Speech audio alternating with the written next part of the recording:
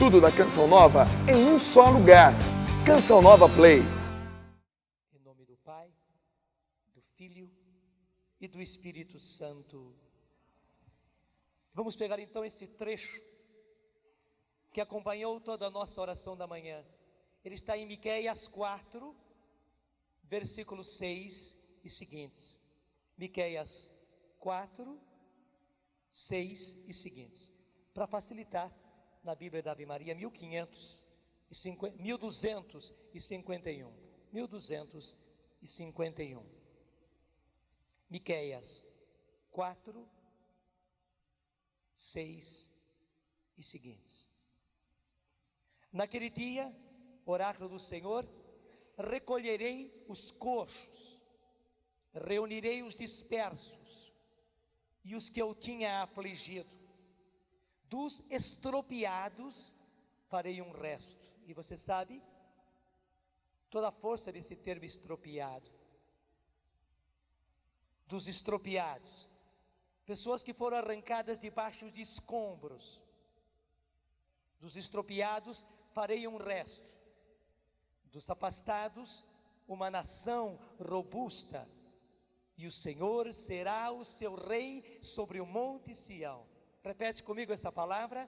E o Senhor será o seu rei sobre o monte Sião. Toma agora no pessoal e diga comigo: e o Senhor será o meu rei sobre o monte Sião. Desde agora e para sempre. Meus irmãos, é esta obra que o Senhor está fazendo. Nós já somos o resultado disso. Não apenas nessa oração da manhã, mas se olharmos a beleza da nossa história da salvação, nós veremos que foi isso que o Senhor fez. Eu sou um desses. Eu tenho a certeza você é um desses. Até para nós isso é uma glória, sabermos que fomos resgatados, portanto, fruto de um resgate. Lembre-se aquilo que é um resgate. Caiu um prédio, uma casa desmoronou, um barranco caiu por causa da enxurrada, e tem gente lá embaixo, tem gente debaixo dos entulhos, tem gente presa nos escombros, e vai lá a equipe de resgate para resgatar. Nós fomos resgatados pelo Senhor, nós somos esse resto de resgatados. A própria palavra resto acaba sendo uma palavra desprezível, e você sabe que é uma palavra desprezível.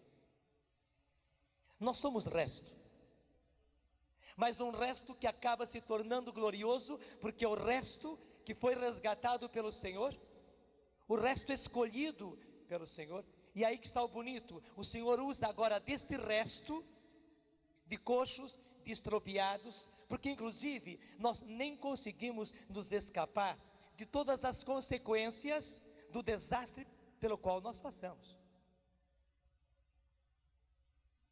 Fomos resgatados sim, saímos com vida sim, mas carregamos consequências deste passado, por estarmos debaixo de escombros, carregamos.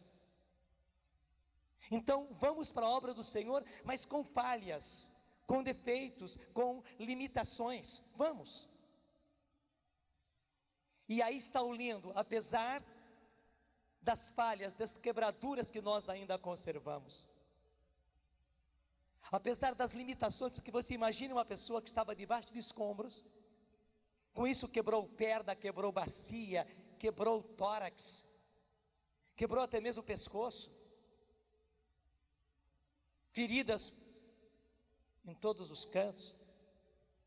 Essa pessoa saiu com vida, essa pessoa passou por cirurgias, mas ela vai carregar defeitos físicos, ortopédicos, de braço, de mão, de perna. Mas é justamente um exército assim que o Senhor está reunindo. É um exército assim que o Senhor está reunindo. Nós somos esse exército. Tenta não perder esse trecho. E vamos voltar um pouquinho atrás para pegar o livro de Joel.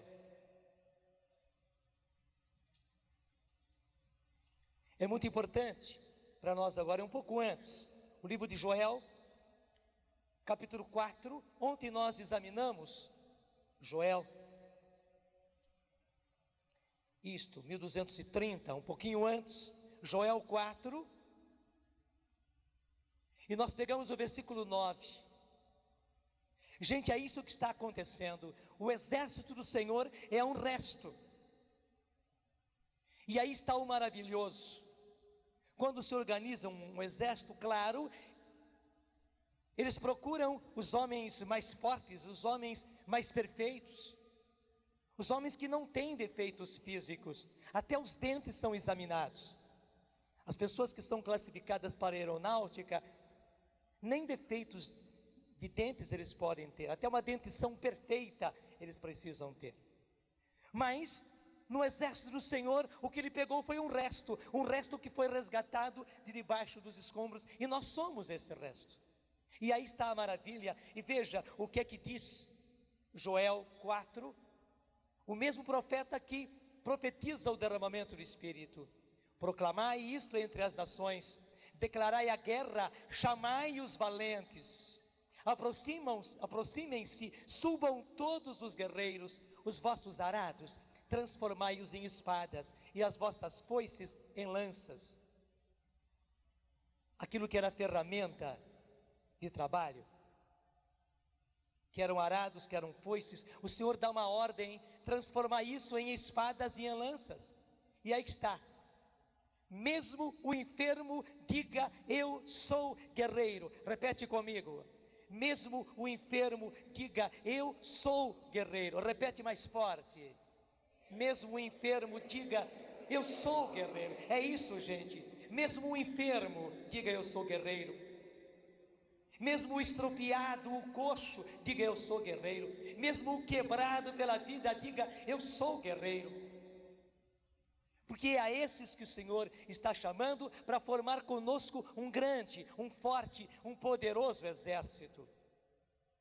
Um exército de resto, mas um exército do Senhor. E aí que está o lindo: não por si, não pela força, nem pelo poder, como está em Zacarias, não pela força, nem pelo poder, mas pelo meu Espírito, é que Ele realizará esta obra. Sim, gente, pelo Espírito Santo que nos foi dado, porque o Espírito Santo está em nós, porque o carisma de Deus está em nós, porque esse carisma de Deus que está em nós, o próprio Senhor reinflama, Ele dá uma ordem: reinflama o carisma de Deus que está em ti. Por esse carisma que está em nós, embora sejamos vasos quebrados, nós vamos e realizamos a obra do Senhor. Esse é o grande desafio. Esse é o grande desafio. Você conhece aquela outra passagem, já do Novo Testamento, da primeira carta aos Coríntios? Vá rapidinho para lá. Primeira carta aos Coríntios. Todos nós conhecemos muito bem esta passagem, onde São Paulo mostra quem somos nós.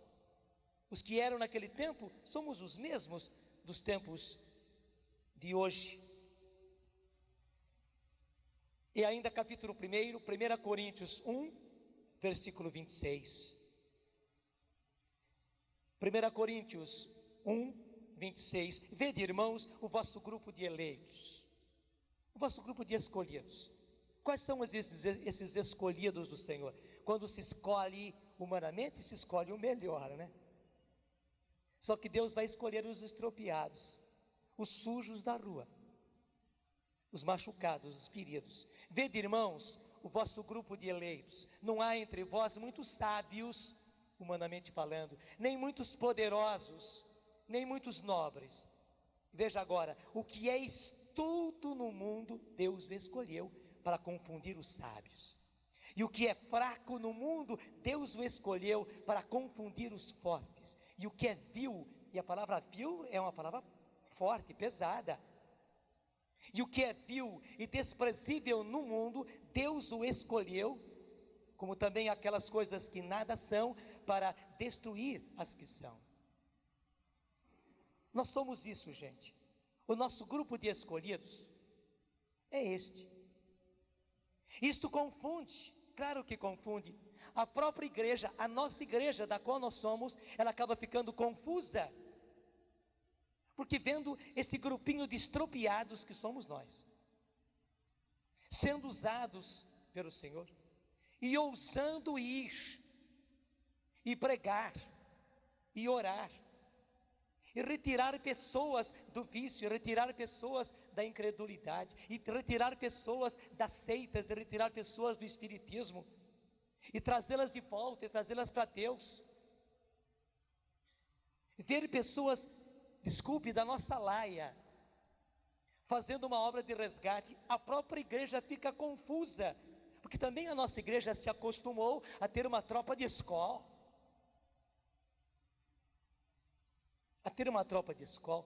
Deus está nos confundindo a todos nós, e nos confundindo para quê? Porque Ele despreza a igreja? Não, pelo contrário, porque há filhos, porque é uma multidão de filhos que precisam ser resgatados, e Ele vai, resgata, e faz de resgatados agora um exército de resto, que Ele vai usar logo em seguida para resgate de outros. Esta tem sido a obra do Senhor, e louvado seja Deus por causa disso.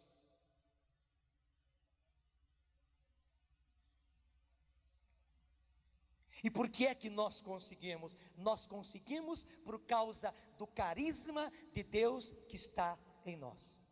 Então, meu filho, minha filha, reinflama o carisma de Deus que está em ti. Reinflama o carisma de Deus que está em ti. Você viu que no dia de ontem, e já começou de novo, e Deus já começou estourado nessa oração da manhã, foi ou não foi? A retirar os empecilhos, a retirar das nossas pernas e dos nossos pés os grilhões, as amarras que estavam em nós. O Senhor retirou, e foi tão forte a imagem que o Dunga trouxe, até aquelas coisas às quais nós nos agarrávamos, pelas quais nós estávamos presos, como carne de frigorífico, como aquelas peças de carne de frigorífico, presas pelo gancho lá, congeladas. O Senhor nos arrancou daí. O Senhor arrancou aquilo que estava nos prendendo, graças a Deus. O Senhor nos retirou da câmara frigorífica, graças a Deus, para reinflamar o carisma de Deus que está em nós. Veja, não para nós sermos os carismáticos, que tem esse dom e aquele outro, que exerce este ministério e aquele outro ministério, não.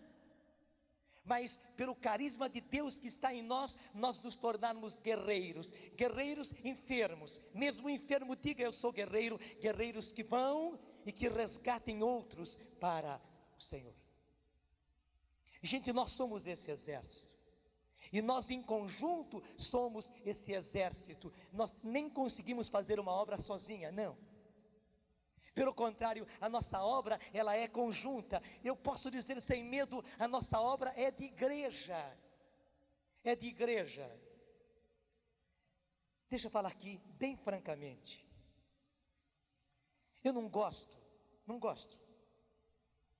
não gosto, mas é por um instinto espiritual. Deixa eu usar esse termo, um instinto espiritual. Não é porque seja incômodo e tal. Não gosto quando as pessoas vêm e fazem questão que eu ore por eles. Até mesmo quando nós estamos num encontro como esses, num congresso grande assim, e as pessoas recebem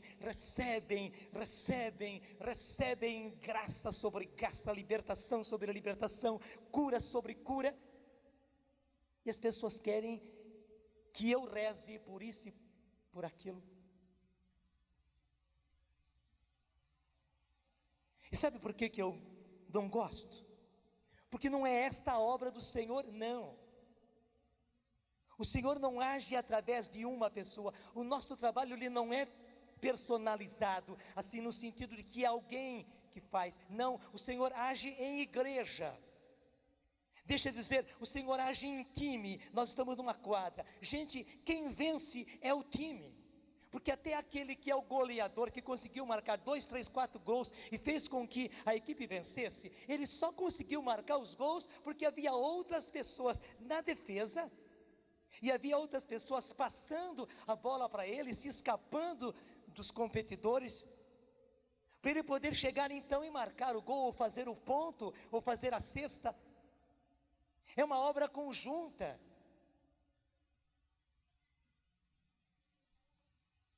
Desculpa eu ter que falar assim. Vocês viram o pessoal aqui na frente, né? Propositadamente, o Padre Jonas fica lá de lado. E eu não preciso entrar em campo. A equipe estava.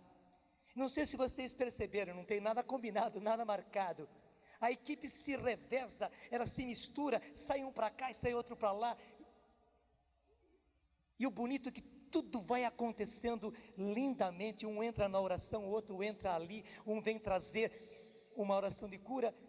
É porque ontem à noite nós nos reunimos, né? Lá em casa, nós, o Dunga, fizemos uma grande reunião até meia-noite, né? Pedindo inspiração, combinamos os detalhes, fizemos um script, como é que ia ser a oração da manhã, né? Até marcadinho, agora entra o Dunga, agora entra a Eliana, agora é a vez do Ricardo, a música, tivemos que ensaiar todo esse conjunto aqui, para entrar com as músicas certas, na hora certa, até os fundos foram ensaiados, foi isso que nós fizemos, não foi? Que nada. Ontem nós estávamos quebradinhos, não combinamos nada, nadinha, não houve script nenhum.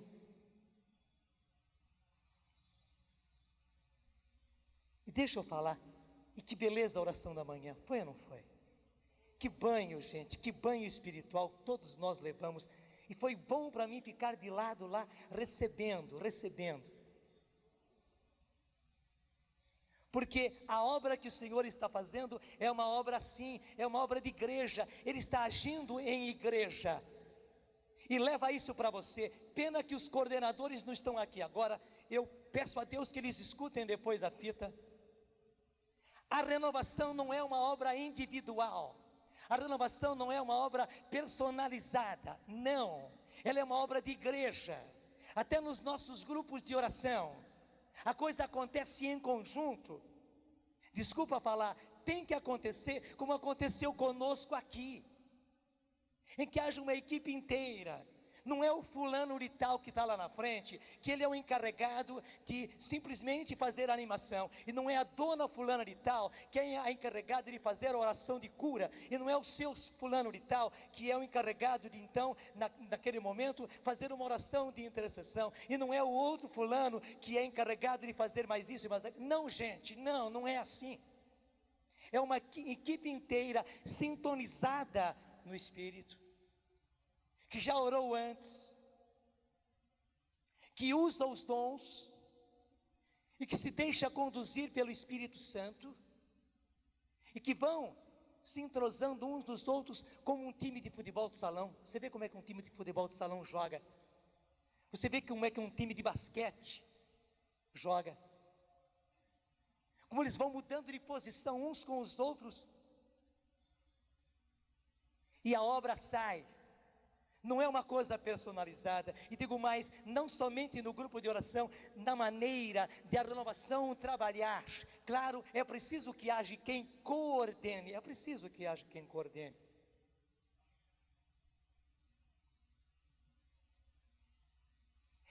quem tenha essa e aquela outra atribuição. Só que na hora do trabalho, a gente se entrosa e não sabe quem não é coordenador, quem é ou quem não é encarregado disso e daquilo. A obra da renovação é obra de Deus e, portanto, obra de igreja. Não é uma obra personalizada em fulano, em cicrano, em este ou aquele. E quando vocês veem pessoas que individualmente se destacam, e eles estão à frente, e formam como que um grupo de discípulos daquele indivíduo, eu posso dizer sem medo, o dedo de Deus não está aí. Eu já posso dizer, já está começando uma espécie de seita, porque está se apoiando em uma pessoa humana, por mais dons que ela tenha. Nenhum de nós, por mais dons que tenha, pode ele estar à frente, ela estar à frente, e ele ser o destaque, e ele ser o ponto de apoio. Daí começam a acontecer os erros. Eu não sei porque vocês bateram palmas, mas eu tenho a certeza que vocês estão entendendo. E aí começam a aparecer os erros, porque então uma pessoa começa a reger a vida dos outros. Uma pessoa começa a reger a vida dos outros, e começa a dar normas para a vida dessas pessoas, e começa a dar normas até para as atitudes dessas pessoas. Retirado justamente de uma mentalidade protestante, e você sabe que os protestantes, eles são todos muito individualistas. É por isso que eles vão se dividindo em não sei quantas seitas e não sei quantas igrejas. Eles vão se proliferando. É uma igreja que sai da outra, uma igreja que sai da outra, porque cada um age individualmente. É individualismo que eles vivem. Eles vão se esboroando na divisão por causa disso. Justamente chegou também a renovação, uma ideia bem protestante, de um pastoreio desse tipo, em que existe um pastor, e que esse pastor então, por ser pastor, ele cuida da vida das pessoas, e dá ordem na vida das pessoas, e as pessoas dependem desse tal pastor, em tudo, até nas coisas da própria casa, até no seu estado de vida, se casa, se não casa, se namora, se não namora, com esse, com aquele, se trabalha com isso, se trabalha com aquilo, até se veste assim ou se veste de outro jeito, se tem cabelo de um jeito ou cabelo do outro. Eu digo para você, está errado, não é a obra de Deus. Isso vem de uma mentalidade contaminada, protestante, individualista, que só leva a erros, porque homem nenhum é capaz de governar a vida de mais ninguém. Criatura humana nenhuma é capaz de governar a vida de ninguém. Pelo contrário, nós todos em conjunto precisamos ser regidos, governados, dirigidos nas nossas vidas pelo Espírito Santo. E digo mais, isso é e quando falo tradição, quer dizer, isso é história da igreja. Isso é história da igreja. Porque nós nos firmamos em toda uma história que tem consistência. E porque isso foi passado de um para o outro, e passar no latim é tradere. Então um passa para o outro, porque na história é assim, uma coisa passa para outra, um passa para o outro. Se chama então de tradição, porque foi passado, é a riqueza que nós temos desde os pais da nossa fé. Então é da tradição da igreja, é da história da igreja, que o diretor espiritual, que é uma figura importante, Santo Inácio, por exemplo, é o mestre em questão de direção espiritual, onde o diretor espiritual não dirige a vida dos seus dirigidos. Até o termo pode enganar, porque diretor espiritual, então, por ser diretor espiritual, ele dirige a vida dos seus dirigidos. Não, pelo contrário, o diretor espiritual é como um técnico do time, que está vendo o time jogar, e vê como é que o time está jogando. Claro, vendo o time jogar, é o time que joga, ele vê as falhas, ele vê os erros, coisas que eles não estão conseguindo ver no jogo. O técnico de fora está vendo, e de quando em quando pede tempo, reúne o pessoal e diz, faz assim, faz de outro jeito, mas quem joga é o pessoal. O técnico não está lá, o técnico não está dirigindo, o técnico não está dizendo, chuta assim, chuta para cá, não. Pelo contrário, o jogador é totalmente livre. Na verdade, gente, o diretor espiritual é alguém que com visão de Deus, com olhos de Deus, está vendo o que é que Deus está fazendo na vida daquela pessoa. E ele então ajuda, ele aplaude, ele incentiva, ele diz, é por aí mesmo, mas ele vê também quando a pessoa está entrando com coisas humanas, quando a pessoa está entrando em tentações, e ele, como diretor espiritual experimentado, diz, meu irmão, cuidado com isso, não é por aí. Mas ele não dirige a vida de ninguém, pelo contrário, ele contempla a vida da pessoa sendo conduzida por Deus e vai ajudando a pessoa a ver como é que Deus está conduzindo a vida dela. Você está entendendo? Eu nem sei por que Deus me fez entrar para isso, mas Ele está dizendo para mim e para você, que homem nenhum pode ser aquele tipo de pastor ou de pastora, que dirige a vida dos outros. Não, não, não, não, não, não, não, não. Ainda mais quando unicamente, tenha que dom tenha que ministério tenha, seja um pregador, seja alguém que tem oração, alguém que tem dom de cura, seja alguém que tem o dom de cura interior, seja qual for o dom que ele tem, um ministério que ele exerça, não pode haver uma pessoa que ele arrebanha os seus seguidores, e ele faz escola com eles, ele faz igreja com eles. Pena ter que usar a palavra igreja com eles, porque não é a obra do Senhor. Isso já começa a ser uma seita, já está escapando pela tangente. Pelo contrário, e aí que está, graças a Deus, na renovação, com gente que somos todos iniciantes. Deixa como Paulo agora também estufar o peito e dizer: gente, no ano que vem eu completo 25 anos de renovação, graças a Deus. No ano que vem, no dia 2 de novembro de 96, eu completo 25 anos do meu batismo no Espírito. Deixa encher o peito. Só que eu continuo um estropiado. 25 anos atrás o Senhor me resgatou.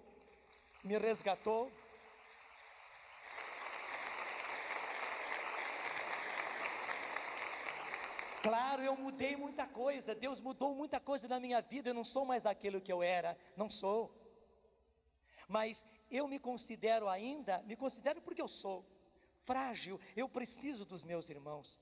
Eu só posso trabalhar em conjunto, foi por isso que Deus me colocou numa comunidade. Gente, eu sem a comunidade Canção Nova não era nada. Digo francamente para vocês, se vocês veem o Padre Jonas, graças a Deus, realizando coisas lindas, eu sou obrigado a dizer, pela verdade, Deus realiza coisas lindas, através do meu ministério. Se eu tenho feito tudo isso, se eu tenho podido falar com a força de Deus, para exortar os meus irmãos, é porque eu vivo numa comunidade, eu faço time com eles, inclusive eles sabem muito bem disso, eles vivem comigo. O Dunga é meu vizinho de casa, acho que até contou no testemunho ontem, nós moramos numa casa, o Dunga com a Neia e as crianças dele moram ao lado. Nós na Canção Nova, somos um time. Eu sou um dos jogadores. Eu sei que muitas vezes eu sou aquele que e marca o gol, mas eu só consigo marcar esses gols para o Senhor, porque eu estou num time, porque eu estou numa equipe, porque eu estou numa comunidade. Eu preciso, e vejo, a única maneira de nós realizarmos é conservarmos-nos em equipe, é conservarmos-nos em comunidade, é conservarmos-nos em igreja. Nós estamos realizando uma obra de igreja, e deixa eu falar então, gente, é assim, é desse jeito. É desse jeito. A renovação não é uma obra individualista, não é uma obra personalista, não. Pelo contrário, ela é uma obra conjunta, porque são estropiados, dos quais o Senhor fez um resto que diz: mesmo enfermo eu sou guerreiro, sim, e partimos para uma ação conjunta,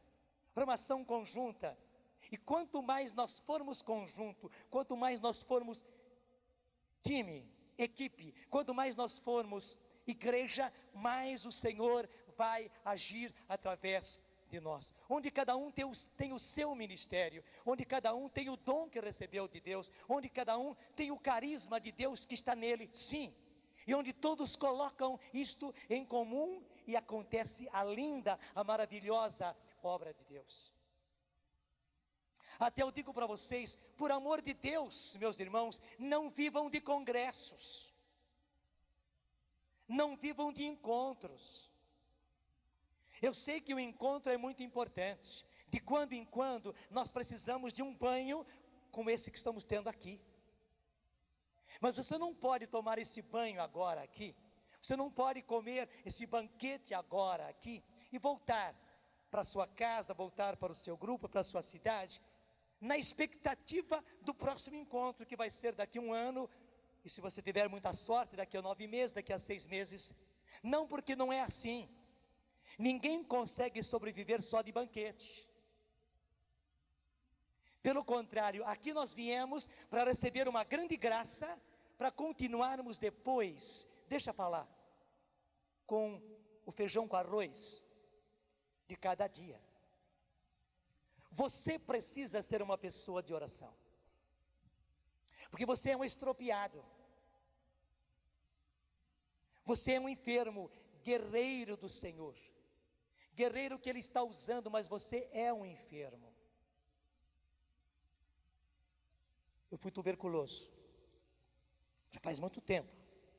Eu fui tuberculoso em 1969, então vejam aí quantos anos, já passou 25 anos, graças a Deus. E um tempinho atrás eu levei a maior decepção, porque havia um caso de urgência, de necessidade de doação de sangue.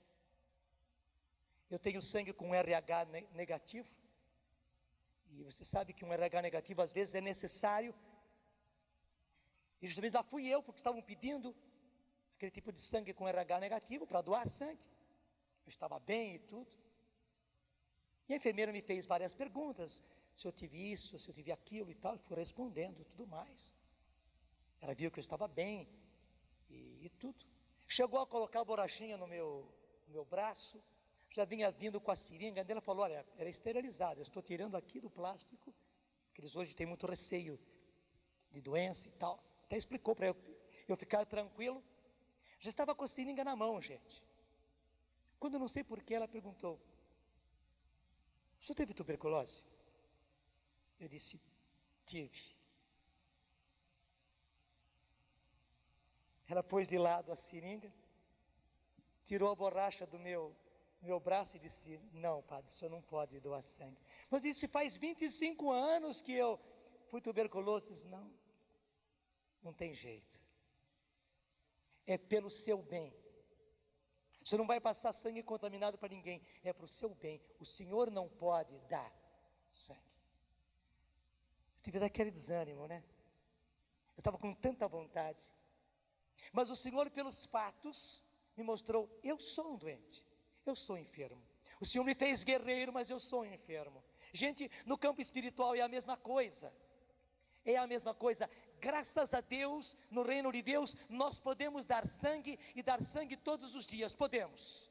Mas não podemos esquecer que nós somos enfermos. Guerreiros sim, mas enfermos. E por isso eu preciso, e você precisa ser homem de oração. Ontem à noite nós paramos em casa, isso nós fizemos. Meio dormindo, dizendo uns glória a Pai fora do lugar.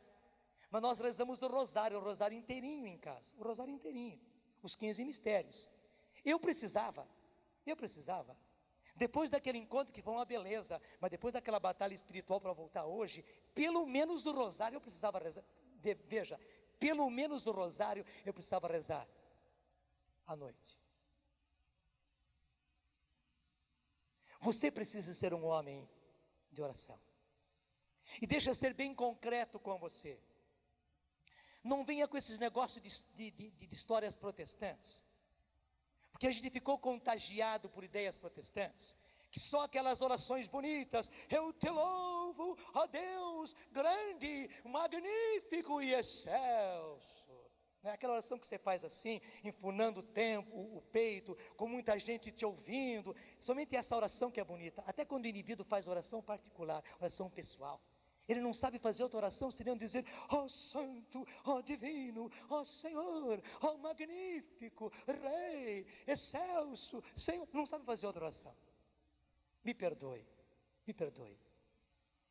A gente tem macaqueado e coisa errada, desculpa.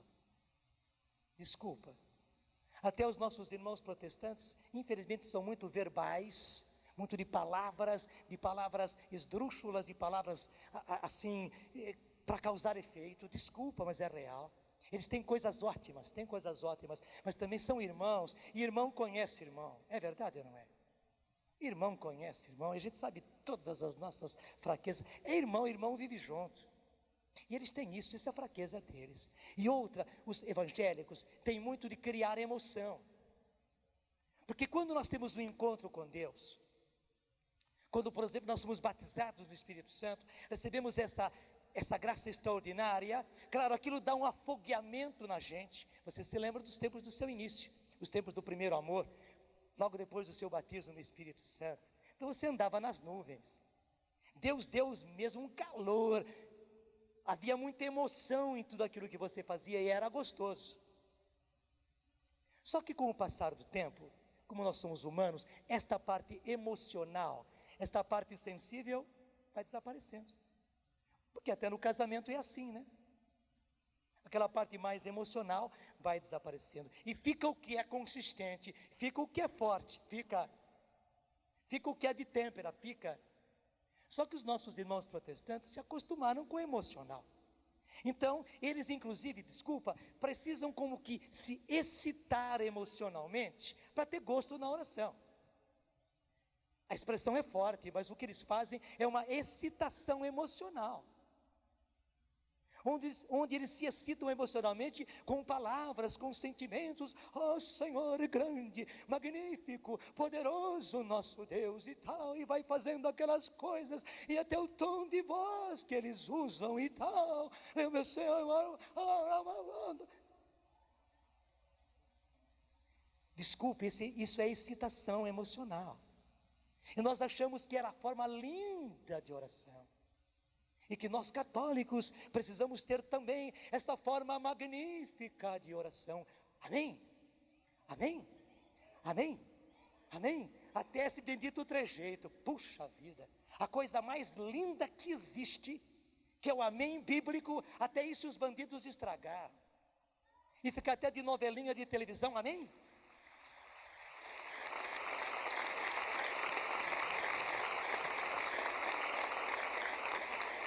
Acaba com isso de concluir uma reunião com o negócio, amém?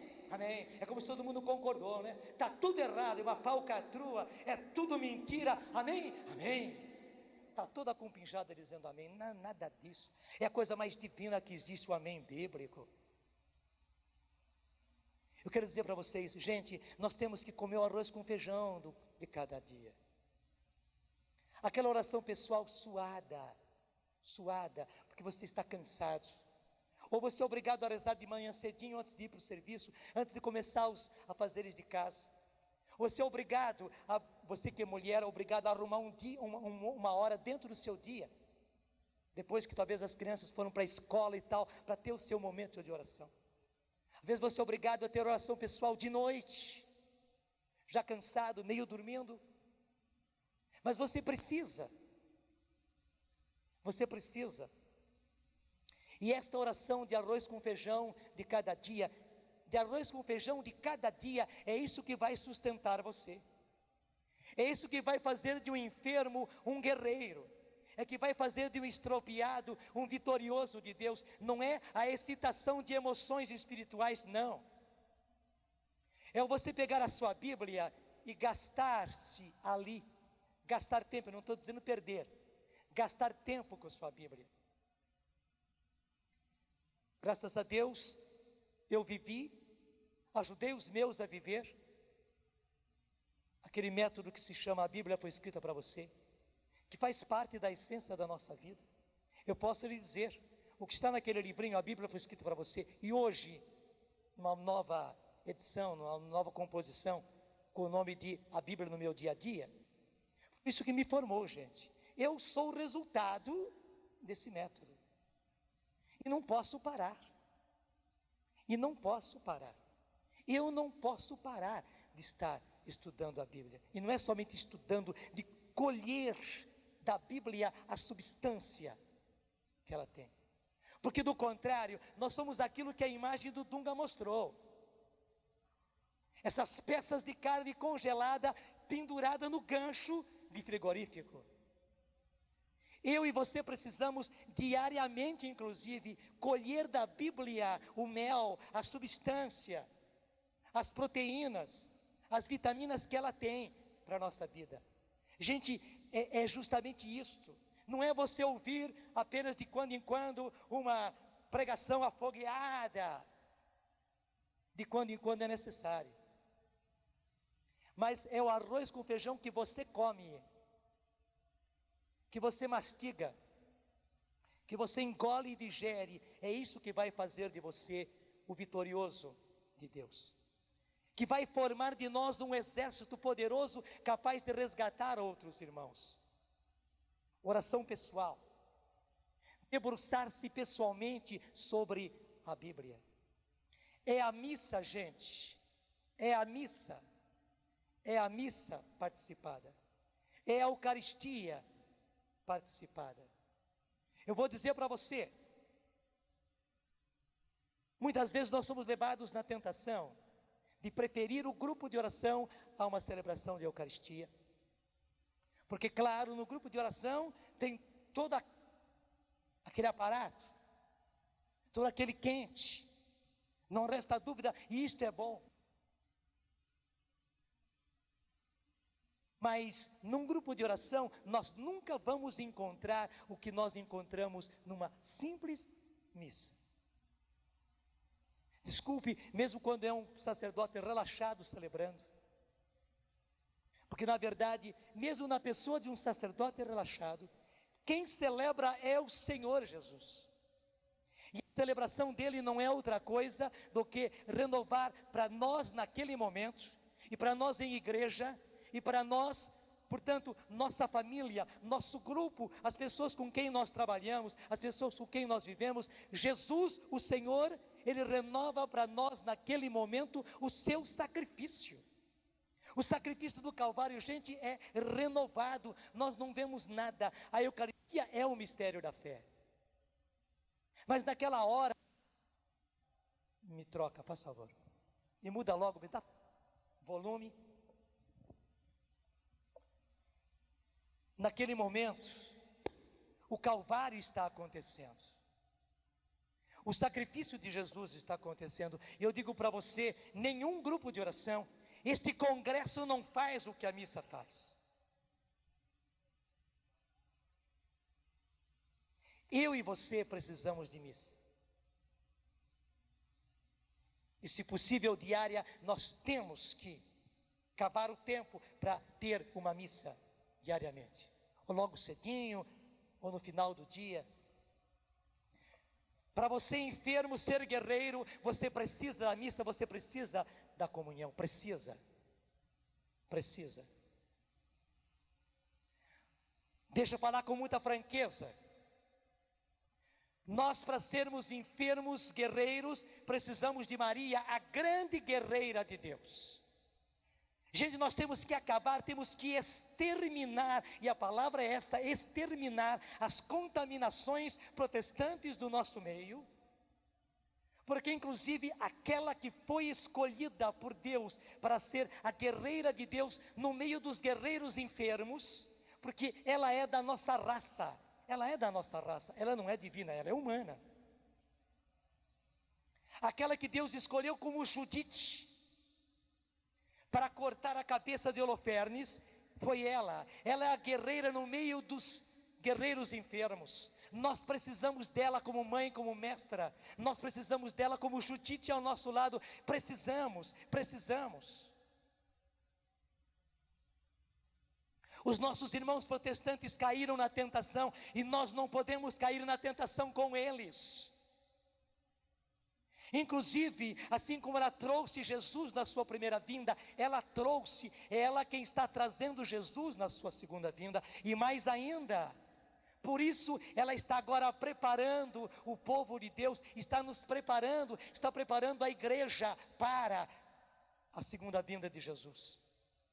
E tenha a certeza, vai chegar o tempo em que os verdadeiros evangélicos, deverão reconhecer que ela não somente é a mãe do Senhor, mas que ela é a nossa mãe, a mãe deles também.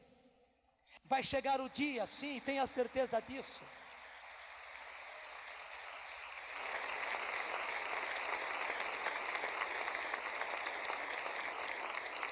Isso não vai ser obra nossa.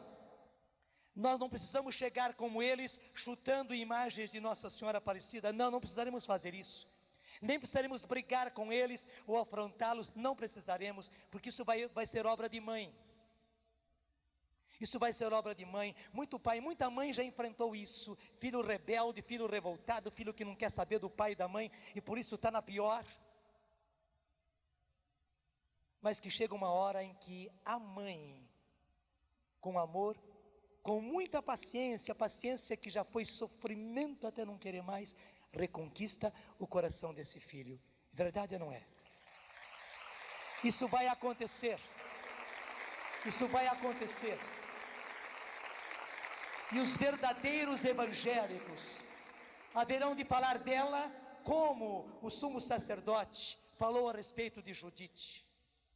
Tu és a bendita entre todas as mulheres, escolhida por Deus para salvar o seu povo. Claro, o Salvador é Jesus, mas aquela que está no nosso meio como guerreira para pisar a cabeça da serpente é ela. Aquela que está continuamente para socorrer a nós, guerreiros enfermos, e por sermos enfermos, por sermos estropiados, estamos sempre caindo, estamos sempre nos machucando. Nós precisamos dela. Porque se você é sincero, você vai ver, justamente porque você está à frente, porque você é coordenador, porque você está em algum ministério, a tentação te pega mais de rijo, é verdade ou não é? E derruba você, e pega as suas fraquezas, pega os seus pontos fracos, e te joga no chão, e te joga no chão feio, e a tentação te põe no chão, e depois te pisa ainda. E saiba, é nesta hora que a mãe vem.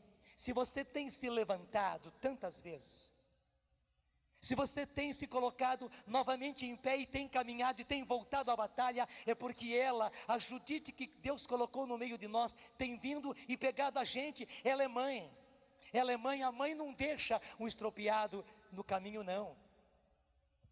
Ela é que tem nos pegado e nos levantado, tenha certeza disso. Por isso você precisa dela. E a forma mais simples de você se unir a ela, e se unir, está aqui em cima, e se unir a ela nessa batalha, e se unir a ela no pisar a cabeça da serpente na sua vida, é rezar o rosário. Porque veja bem, no rosário, pelo menos no terço 50 vezes, no rosário 150 vezes, tantos quantos são os salmos, você está proclamando aquilo que o diabo não quer ouvir, aquilo que a serpente não quer ouvir. Ave Maria, cheia de graça, o Senhor é contigo, bendita és tu entre as mulheres, e bendito é o fruto do vosso ventre, Jesus. Ele não gosta também de ouvir a segunda parte, que é: Santa Maria, Mãe de Deus, rogai por nós. Santa Maria, Mãe de Deus, rogai por nós, pecadores, agora, nesse momento e na hora da nossa morte. Ele não quer escutar isso. A proclamação de que ela é Mãe de Deus, e você sabe que essa segunda parte da Ave Maria surgiu justamente naquele concílio, em que estava em perigo, primeiro, a divindade de Jesus. Porque Nestor havia dito que em Jesus havia duas pessoas, a pessoa divina e a pessoa humana. Até ele dizia que a pessoa que Maria gerou foi a pessoa humana, a pessoa que foi à cruz foi a pessoa humana. Então nós não éramos salvos. Se foi a pessoa humana que foi à cruz, mais um humano indo à cruz não resolve nada. Mas a igreja se reuniu, a igreja rezou, a igreja discutiu, e chegaram ao final: não, em Jesus não há duas pessoas, é uma única pessoa, a pessoa do Verbo, a pessoa do Filho de Deus, que veio e assumiu natureza humana no ventre de Maria, e por isso ele é uma única pessoa que tem a natureza divina e assumiu a natureza humana, e foi com essa natureza divina e humana que ele subiu à cruz e nos salvou. E claro, se na cruz nós fomos salvos por ele, Foi no ventre de Maria, disse o concílio, que ele assumiu natureza humana. Então, na verdade, Maria é mãe de Deus. E foi naquele concílio que o Papa, que estava presente, quando foi proclamado o dogma, ele se pôs de joelho e pela primeira vez ele disse: Santa Maria, Mãe de Deus, rogai por nós pecadores. Nós estamos até no risco de cometer um grave erro. Rogai por nós pecadores, agora e na hora da nossa morte. E o povo de Éfeso naquela noite saiu em grande procissão com tochas, e o que mais eles rezaram naquela noite foi justamente isso. Gente, o diabo não gosta de ouvir isso, a proclamação de que ela é mãe de Deus. E mais do que isso, proclamar que ela é vitoriosa. Ela é a mulher do Apocalipse e ela é a mulher do Gênesis, sobre quem o Senhor disse: porém inimizade entre ti, serpente, e a mulher, entre a tua geração, serpente, e a geração dela, e ela lhe esmagará a cabeça. A geração dela, que é Jesus, e os descendentes de Jesus, e ela, a mulher, lhe esmagará a cabeça. E vai esmagar, gente, e o diabo não quer ouvir isso. E quando você repete 150 vezes isso, você está justamente se unindo à vitória dela. O terço não é uma oraçãozinha, não. Eu posso dizer, assim como a Eucaristia, em termos humanos, é uma coisa frágil, e aquele pão da hóstia, e aquele vinho que está ali, você não vê nenhuma diferença, nem antes nem depois. Eu posso também dizer, o terço também é assim, parece que é uma oração até monótona, de repetir Pai Nosso, Ave Maria, Glória ao Pai e tal. Mas não é não, não é não.